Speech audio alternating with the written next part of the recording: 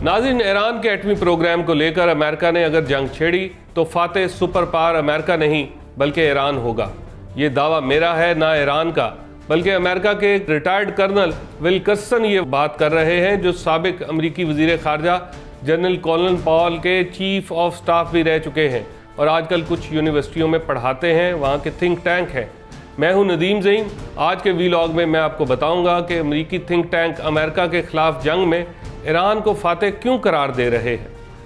Colonel विल्कर्सन पर आने से पहले अमेरिका और ईरान की हालिया कशीदगी का थोड़ा सा सिनेरियो में पेश करता हूँ।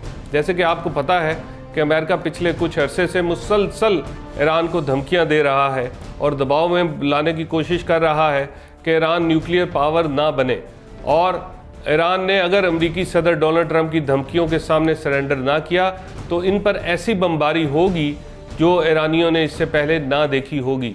एक तरफ मुज़ाकरात चल रहे हैं और दूसरी तरफ डोनाल्ड ट्रंप जो है धमकियां दे रहे हैं। वो ईरान को कोशिश कर रहे हैं कि ईरान कायल हो जाए और एटम बम ना बनाए, इसके लिए उनके साथ मुआहदा कर ले। बल्कि ईरान अपनी प्रोटेक्शन पर किसी किस्म की कोई समझौता, कोई डील, कोई मुआहदा कबूल नहीं करेगा। दोनों मुल्कों के सख्त बयानात के दरमियान मुज़ाकरात भी चल रहे हैं। 12 अप्रैल को ओमान के शहर मस्कत में एक मीटिंग हुई है और दूसरी मीटिंग इटली के शहर रोम में 19 अप्रैल को शेड्यूल है, मगर सदर ट्रंप के सख्त बयानात और अमरीकी इरादों को देखकर लग रहा है कि मुज़ाकरात की कामयाबी के इम्कानात ज़ीरो हैं, क्योंकि अब अमेरिका ईरान के एटमी प्रोग्राम को महदूद नहीं बल्कि ख़त्म करने की बात करता है।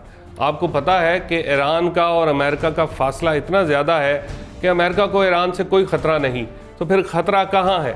वो ख़तरा है इसराइल।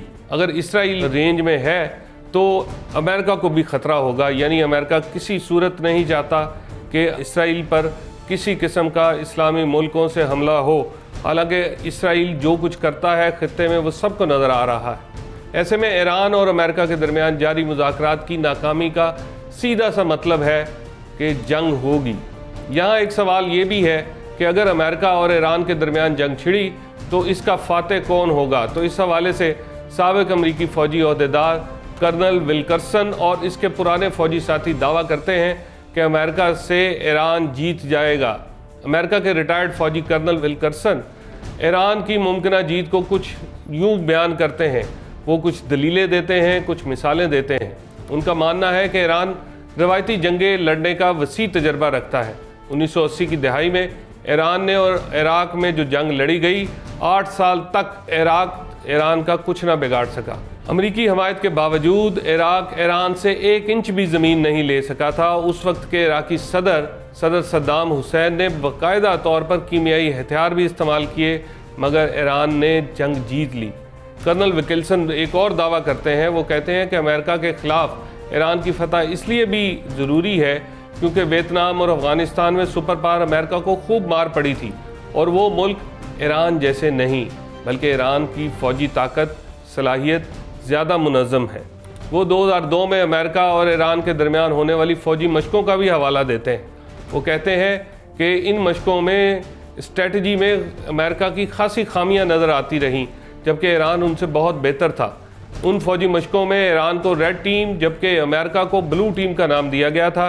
अमेरिकी ब्लू टीम के पास जदीद टेक्नोलॉजी होने के बावजूद ईरान की रेड टीम ने इन्हें हरा दिया था। बताया जाता है कि ईरान ने मुसलसल मसाजिद के लाउड स्पीकर्स के ज़रिए कोडेड सिग्नल से अमेरिका की जदीद टेक्नोलॉजी को बेबस कर दिया था और मशकों में मिसाइलों से लैस छोटी कश्तियों से हमले करके अपनी हिकमत अमली से सबको हैरान कर दिया था।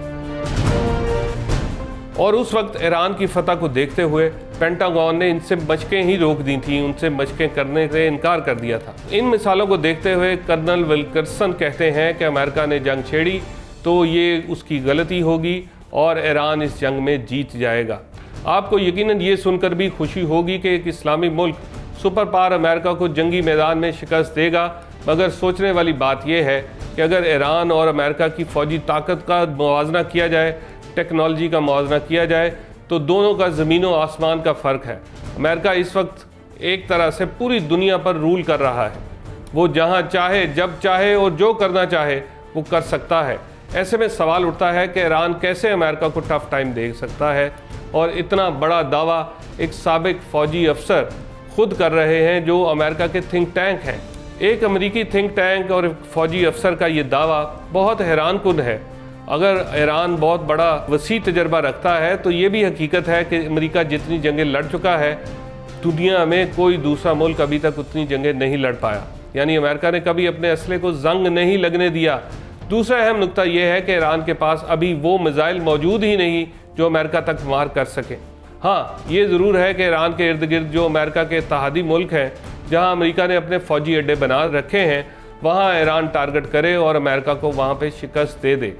या एक और चीज़ है कि जिस तरह से घुमसान की जंग होती है, जिस तरह अमेरिका अफ़गानिस्तान आया और अफ़गानिस्तान में पहाड़ों में लड़ते रहे, घुमसान की जंग लड़ते रहे और अमेरिका को खाली हाथ जाना पड़ा। कोशिश तो यहाँ ये होनी चाहिए कि ईरानी एटम बम के मसले का हल मुज़ाकरात से निकाल लिया जाए, जंग की नौबत पेश ही ना आए, क्योंकि जंग के अंदर कोई जीते ना जीते इंसानियत हार जाती है। और आज के दौर में जबकि पूरी दुनिया में टेक्नोलॉजी इतनी एडवांस हो चुकी है, वहाँ पर इंसानियत किसी सूरत जंग की सूरत में नहीं जीतेगी। आज के वीलॉग के लिए इतना ही। मिलेंगे अगले आइडिया के साथ अगले वीलॉग में। तब तक के लिए इजाज़त दीजिए। अल्लाह हाफ़िज़।